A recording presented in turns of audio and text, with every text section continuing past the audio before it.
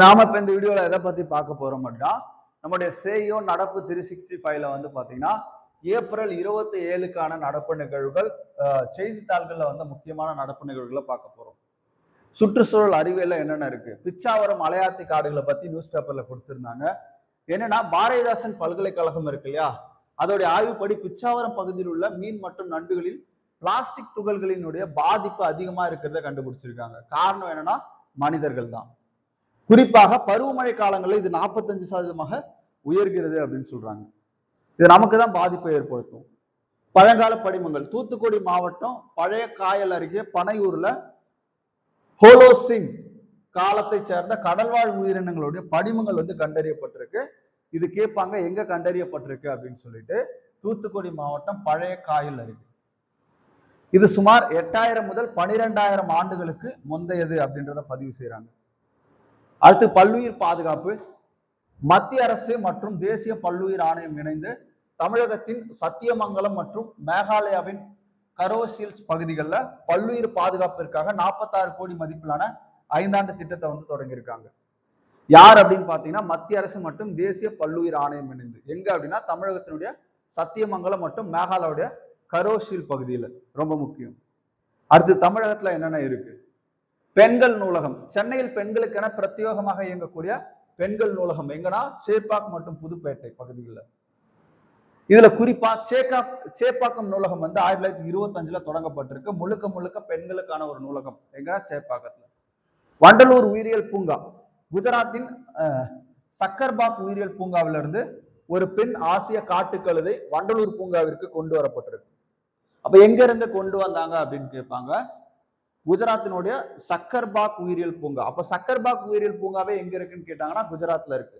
அங்கிருந்து ஒரு ஆசிய காட்டுக்கழுதிய வண்டலூர் உயிரியல் பூங்காக்கு கொண்டு வந்திருப்பாங்க. அடுத்து பாருங்க, தேசிய மற்றும் சர்வதேச செய்திகள். அஜித் தோவால் பயணம். இந்திய தேசிய பாதுகாப்பு ஆலோசகர் அஜித் தோவால் ஐக்கிய அரபு அமீரகம் அதிபர் ஷேக் முகமது பின் சையத் அல்நாவை சந்தித்து பேசியிருக்காரு. இப்ப நடக்கக்கூடிய போர் சூழல்ல இது நடந்திருக்கு. ஆம் ஆத்மி கட்சியிலிருந்து விலகிய ஹர்பஜன் சிங், ராகவ் சதா உள்ளிட்ட 7 ராஜ்யசபா எம்பிக்கள் பாஜகவில் இணைஞ்சிருக்காங்க. ஹர்பஜன் சிங்கிற்கு தற்போது சிஆர்பிஎஃப் பாதுகாப்பு வழங்கப்பட்டிருக்கு. ஓகே, நம்ம பார்த்திருப்போம். இந்த காலத்துல அந்த அரசியல் சூழல்ல வந்து பாத்தீங்கன்னா இந்த அமைச்சர்கள் முக்கியமா வந்து இந்த ராகவ் சாதா இருக்கார் இல்லையா, இவர் நிறைய விஷயங்கள் வந்து பாராளுமன்றத்துல பேசியிருப்பாரு. சமூக மற்றும் பொருளாதாரத்துல கிக் எக்கனாமிக்.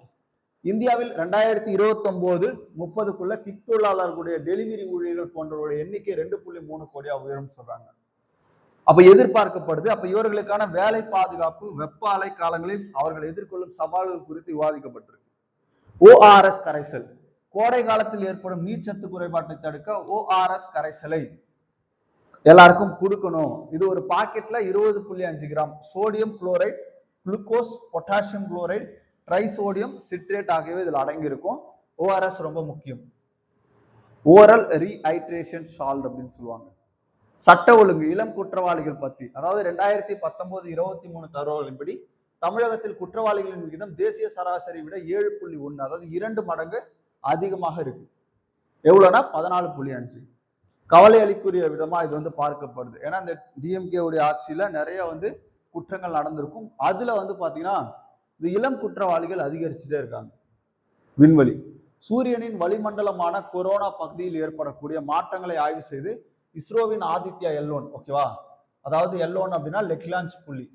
இந்த லெக்லாஞ்ச் புள்ளியில தான் இது என்ன பண்ணுது, நிலைநிறுத்தப்பட்டு சூரியனை சூரியனுடைய மேற்பரப்பை ஆய்வு செய்யறதுக்காக ஆதித்யா L1 வந்து பாத்தீங்கன்னா இந்தியா சார்பாக அனுப்பப்பட்ட ஒரு விண்கலம். அது தொடர்ந்து என்ன பண்ணுது, தரவுகள் அனுப்பிட்டு வருது. மூளைக்காய்ச்சலை உண்டாக்கும் வைரஸ்களை கண்டறிய புதிய வகை பரிசோதனை மேம்படுத்தப்பட்டிருக்கு. ஓகே, அது ஓகே. பொருளாதாரம் பாருங்க. தங்க இருப்பு. இந்திய ரிசர்வ் வங்கி தங்க இருப்பை கடந்த நிதியாண்டில் கணிசமாக உயர்த்தி இருக்கு. இது நாட்டின் பொருளாதார நிலைத்தன்மைக்கு முக்கியம் அப்படின்னு பார்க்கப்படுது.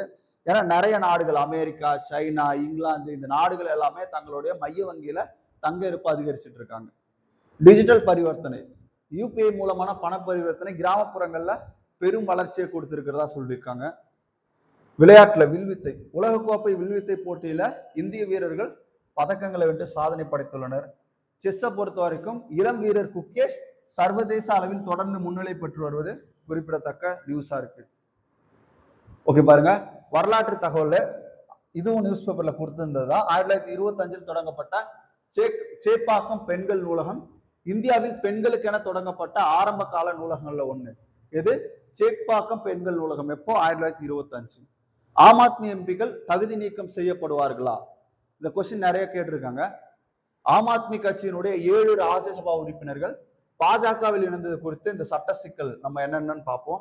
கட்சி தாவல் தடை சட்டம் 10வது அட்டவணை 1985 52வது சட்ட திருத்தம் கட்சி தாவல் தடை சட்டம் பத்தி சொல்லும். அப்போ ஒரு எம்பி தேர்ந்தெடுக்கப்பட்ட கட்சியிலிருந்து விலகினால் தகுதி நீக்கம் செய்யப்படலாம். ஆனா இங்க என்னன்னா, ஒரு கட்சியிலிருந்து ஒரு குறிப்பிட்ட நபர்கள் ஒரு பகுதியா பிச்சுக்கிட்டு போனாங்க அப்படின்னா இந்த கட்சி தாவல் தடை சட்டம் பண்ண முடியாது. அப்ப இணைப்பு விதிவிலக்கு. அப்போ ஒரு கட்சியினுடைய சட்டமன்ற நாடாளுமன்ற உறுப்பினர்கள் 3/2 பங்கு பேர் மற்றொரு கட்சியுடன் இணைய சம்மதித்தால் அவர்கள் தகுதி நீக்கத்திலிருந்து தப்பிக்க முடியும். சட்டமன்ற நாடாளுமன்ற உறுப்பினர்கள். இதுதான் இங்க நடந்திருக்கு. முன்னாள் மக்களவை செயலாளர் PTT ஆச்சாரியா போன்ற நிபுணர்கள் சட்டமன்ற உறுப்பினர்கள் மட்டும் இணைந்தால் போதாது, மூல கட்சியும் ஓகேவா ஒரிஜினல் பொலிட்டிக்கல் பார்ட்டியும் இணைந்திருக்க வேண்டும் என்று கூறுகின்றது. அது அந்த கேஸ்ல சில நீதிமன்ற தீர்ப்புகள் முன்னாடி கொடுத்திருப்பாங்க.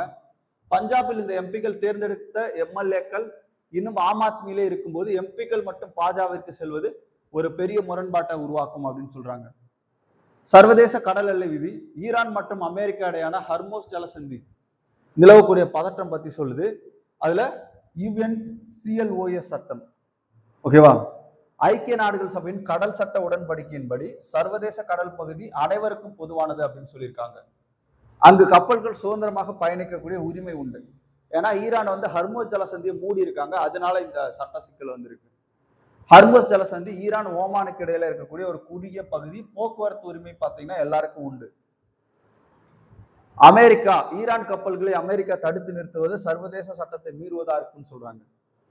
ஈரானின் எதிர்வினை அமெரிக்காவின் பொருளாதாரத்தை தடைகளுக்கு பதிலட ஈரான் சில கப்பல்களை சிறைபிடித்து கட்டணம் கோரியும் அவங்க என்ன பண்ணிருக்காங்க, பிரச்சனை பண்ணிட்டு இருக்காங்க. இந்தியா கப்பல்களுக்கு வந்து ஈரான் வந்து ஒத்துக்கிட்டாங்க, நம்ம வரலான்னு சொல்லிட்டு. ஓகே, கல்வி மற்றும் வேலை வாய்ப்பு பாருங்க. மத்திய பட்ஜெட் கணக்கெடுப்பு இந்திய மக்கள் தொகை கணக்கெடுப்பு ஆணையர் யார் அப்படின்னு கேட்டா மிருதயின்சாய் குமார் நாராயணன். இப்ப இருக்கக்கூடியவர் விளிம்பு நிலை மக்கள் மற்றும் சமூக சிக்கல்களால் பாதிக்கப்பட்டவர்களை விடுபடாமல் கணக்கெடுக்குமாறு அதிகாரிகளுக்கு வந்து உத்தரவிட்டிருக்கார். டிஜிட்டல் சென்செக்ஸ் இந்தியாவினுடைய முதல் டிஜிட்டல் கணக்கெடுப்பு இப்ப நடக்கக்கூடிய 16வது மக்கள் தொகை கணக்கெடுப்பு. அடுத்து பாருங்க, நிதி ஆயோக்குடைய துணைத் தலைவர் யார்? புதிய துணைத் தலைவர்னா அசோக் லஹாரி. ரொம்ப முக்கியம். தலைவர் வந்து பிரதமரா இருப்பாரு. துணைத் தலைவர் யாரு அப்படின்னு பாத்தீங்கன்னா ஒரு உறுப்பினர் நியமிக்கப்படுவாங்க, அசோக் லஹாரி.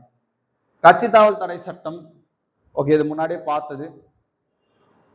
நீலகிரி வரையாடு கணக்கெடுப்பு தமிழக அரசு தனது மாநில விலங்கான நீலகிரி வரையாடை கணக்கிடக்கூடிய 3வது ஒருங்கிணைந்த பணியை தொடங்கியிருக்காங்க.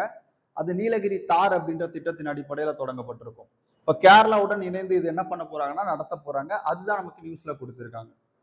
ஆமை இடம்பெயர்வு தமிழக கடலோர பகுதியில ஆலிவ் ரிட்ரீவ் இருக்கு இல்லையா, இந்த ஆமைகள் இலங்கை வரை பயணம் செய்யும் புதிய வலசை பாதையை ஆய்வாளர்கள் வந்து கண்டறிஞ்சிருக்காங்க.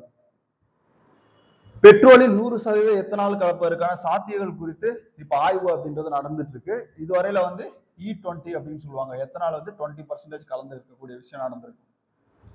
விவசாயம் மற்றும் தொழில்துறை வெட்டிவேர் சாகுபடி தொழில்நுட்பம் அதன் பொருளாதார லாபங்கள் குறித்து விரிவான கட்டுரை ஓகே அதுல வெளியாச்சு. கடலூர் மாவட்ட விவசாயி இதுல அதிக ஆர்வம் காட்டியிருப்பாங்க, அதை நம்ம சொல்லியிருப்போம். Okay, operation wings of dawn Israel பாலஸ்தீன போர் சூழலை மிசோரம் பகுதியைச் சேர்ந்த 240 யூத இன மக்களை இஸ்ரேல் அரசு அந்நாட்டிற்கு அழைத்து சென்றிருக்கு. எதுக்காக அப்படின்னா இஸ்ரேல் பாலஸ்தீன போர் சூழல் காரணமாக. ஆபரேஷன் விங்ஸ் ஆஃப் டான் அது மிசோரம் இருக்குல்லையா, அந்த பகுதியில இருந்து 240 பேர் என்ன பண்ணிருக்காங்க, அழைச்சிட்டு போயிருக்காங்க. அதுதான் இங்க பார்க்கக்கூடிய முக்கியமான விஷயமா இருக்கு.